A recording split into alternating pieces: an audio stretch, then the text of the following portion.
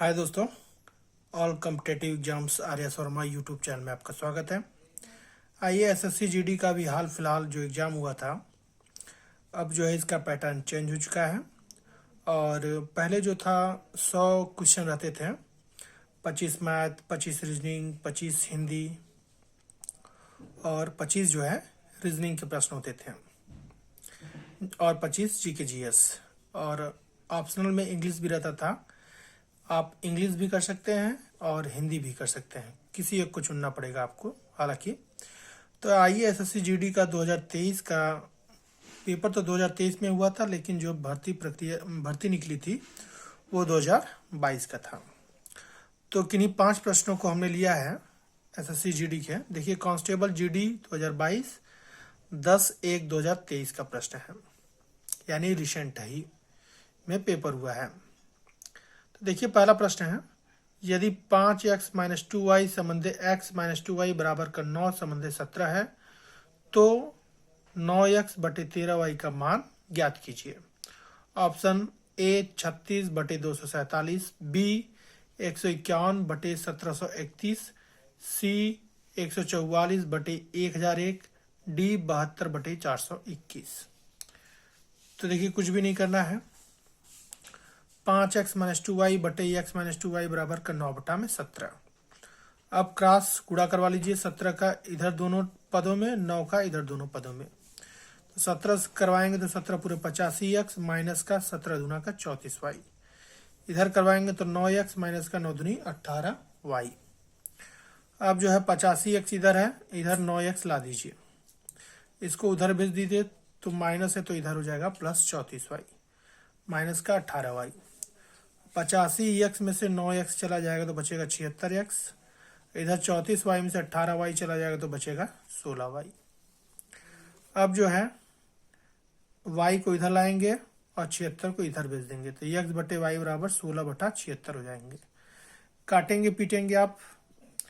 देखिए, 2 से काटे तो 8 बार, 2 से काटे तो 38 बार, 2 से काटे 4 बार, 2 से काटे 19 बार। तो x बटे y का जो रेशियो आया वो 4/19 का आया। पूछा क्या है आपसे? 9x/13y की वैल्यू पूछा है। 9x/13y की वैल्यू पूछा है, तो 9 गुणे x की वैल्यू 4 और 13y की वैल्यू जो है 19 रख देंगे। तो 9 चौका 36, 13 गुणे 9 कर लेंगे आप तो आ जाएगा 247। यानी इस प्रश्न का जो है ए विकल्प सही है। ये देखिए, ए विकल्प। ठीक है, आइए चलते हैं दूसरे प्रश्न की ओर, यानी कि क्या कह रहा है दूसरा प्रश्न। ये देखिए, दूसरा प्रश्न है एसएससी जीडी का। एक डीलर ने एक वस्तु पर 72,000 रुपए के अंकित मूल्य पर 20% की छूट दी और 10% की हानि व्यय की। अंकित मूल्य पर उसे कितनी छूट देनी चाहिए जिससे उसे वस्तु पर 440 रुपए का लाभ हो? ए ऑप्शन है 10.5%, बी ऑप्शन है 8.5%, सी ऑप्शन है 11.5% और डी ऑप्शन है 9.5%। तो आइए चलते हैं सोल्यूशन की ओर। ये देखिए सोल्यूशन। ये देखिए, 72,000 रुपये एमआरपी है, ठीक है। उस पे जो है 20% की क्या करता है, छूट देता है।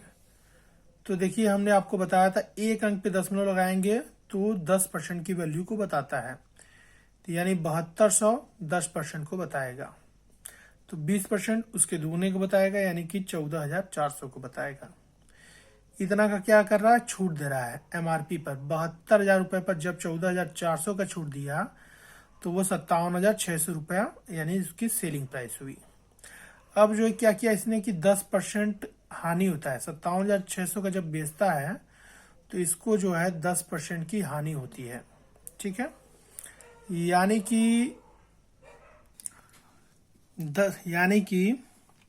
57,600 का जब बेचता है तो उसको 10% की हानि होती है। तो 10% को आप क्या लिख सकते हैं, 1/10, यानी 10 रुपए का सामान जो है 9 रुपए में बेच दिया, तो 1 रुपया घाटा हुआ। कास्ट प्राइस 10 था, 9 रुपये में बेच दिया, सेलिंग प्राइस 9। तो वास्तव में कितने में बेचा, 57,600। तो 57,600 9 का कितना गुना है, 6400 गुना है। तो उसका सीपी भी 6400 गुना पर होगा, यानी कि 64,000 जो है उसका कॉस्ट प्राइस था। 64,000 वस्तु को 10% की हानि पर यानी 57,600 रुपये में बेच दिया। तो पूछा क्या है, पूछा है अंकित मूल्य पर उसे कितनी छूट देनी चाहिए जिससे उसे वस्तु पर 440 रुपये का लाभ हो। अब 64,000 रुपये पर 440 का लाभ कमाना है, तो उसको जो है 440 लाभ जोड़ दीजिए, तो 64,440 रुपये में उसको बेचना चाहिए था। ठीक है, अब जो है 72,000 पर जब कितने का छूट देगा, परसेंटेज में पूछा है, तो 72,000 में 64,440 को घटाएंगे तो 7,560 रुपये, यानी इतने रुपए का छूट देगा, तभी जो वो है 440 रुपये का फायदा कमाएगा। लेकिन परसेंटेज में पूछा है कि छूट बताइए, 440 का लाभ कमाना है तो छूट परसेंट बताइए। तो 7,560 रुपये का ये छूट दिया है, किस पर दिया है, 72,000 यानी कि जो उसका एमआरपी था गुणे 100। तो 2 जीरो इसका, 2 जीरो इसका, 1 जीरो इसका, 1 जीरो इसका कट गया। तो 756/72 जब कर देंगे आप, तो इसको काटेंगे पीटेंगे तो 10.5% ही आएगा, यानी कि इस प्रश्न का यानी दूसरे प्रश्न का जो ए विकल्प सही है। बढ़ते हैं तीसरे प्रश्न की ओर। ये देखिए तीसरा प्रश्न है, एक व्यक्ति की आय 95,000 रुपये है और उसका व्यय जो है 75,000 रुपये है। यदि उसकी आय में 18% और व्यय में 12% की वृद्धि होती है तो उसकी बचत में कितने प्रतिशत की वृद्धि होगी। ए ऑप्शन है 40.4%, बी ऑप्शन है 40.6%, सी ऑप्शन है 40.5%, डी ऑप्शन है 40.8%। अब देखिए इसके सोल्यूशन को समझा जाए। ठीक है, तो इसका सोल्यूशन बड़ा ही आसान है। देखिए आय जो है, ये देखिए आय जो है 95,000 रुपये है और व्यय जो है 75,000 रुपये है। तो बचत कितनी है, 20,000 रुपये वो बचाता है। अब आय में जो है 18% की वृद्धि हो जाती है तो आय हो जाती है 1,12,100 रुपये। फिर 12% जो है व्यय में भी वृद्धि हो जाती है तो 84,000 रुपये जो खर्चा करने लगता है। तो अब बचाता कितना है, 1,12,100 रुपये में से जब 84,000 घटा देंगे तो 28,100 रुपये की बचत करने लगता है। तो बचत में कितनी वृद्धि हुई यही पूछा है। ठीक है, कैलकुलेशन देखिए इधर हुआ है। तो देखिए 18% कैसे निकालेंगे, 2 अंक पे दशमलव लगाएंगे तो वो 1% को बताता है, तो यानी कि 1% कितने को बताएगा, 950 को बताएगा। तो 18% तो 950 गुणे 18 कर लेंगे, 17,100 रुपये।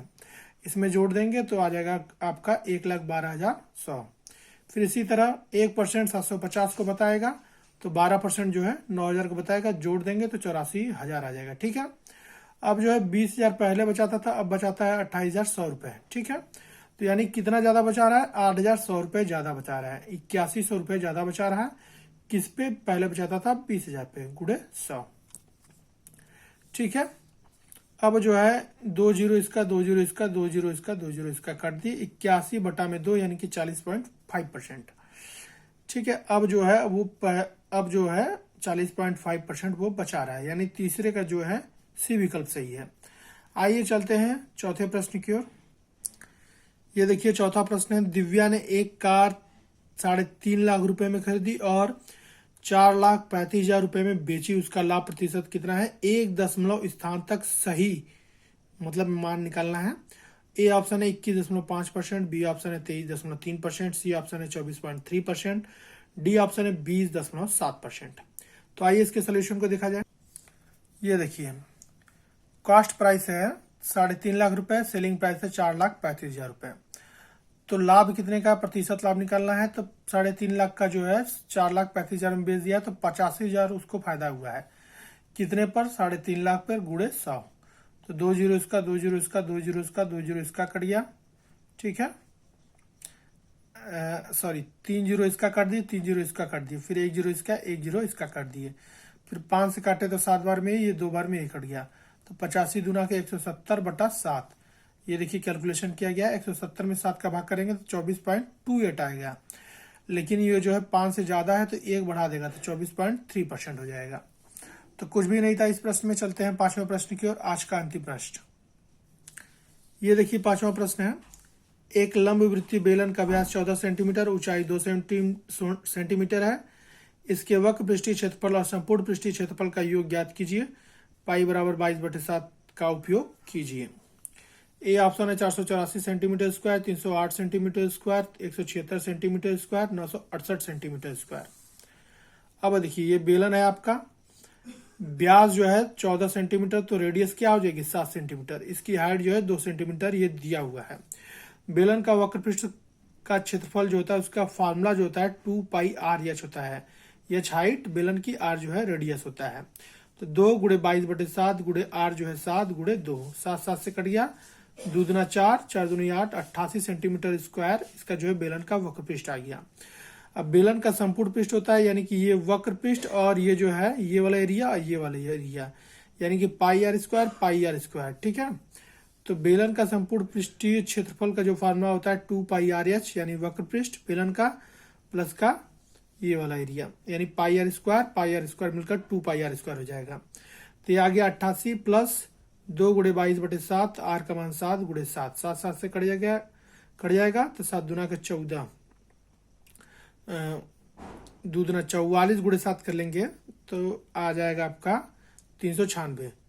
ये आ गया 396, ठीक है। इसको जोड़ने पर, गुणा करके जोड़ने पर करेंगे तो 396। लेकिन पूछा क्या है कि बेलन का संपूर्ण पृष्ठीय क्षेत्रफल और वक्र पृष्ठ के क्षेत्रफल को जोड़कर, तो 396 प्लस 88 जब आप जोड़ेंगे तो 484 सेंटीमीटर स्क्वायर इसका आंसर आ जाएगा, यानी 5वें का जो ए विकल्प सही है। तो कैसा लगा आपको ये वीडियो, कमेंट सेक्शन में जरूर बताएं। वीडियो पसंद आए तो चैनल को सब्सक्राइब करना ना भूलें।